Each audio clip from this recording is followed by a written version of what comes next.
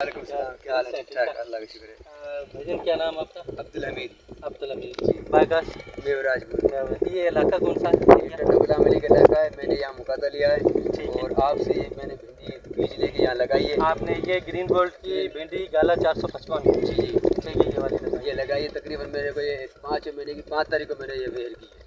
ठीक है, तो ये अपनी मकसद आपको 50-55 दिन होगी हुई है। माशाल्लाह ये भिंडी बहुत अच्छी भिंडी है। इतना बड़ा कच्ची इसका भिंडी है। इतना साइज हो चुका है, ये आप देख सकते हो कच्ची है ना भिंडी बिल्कुल।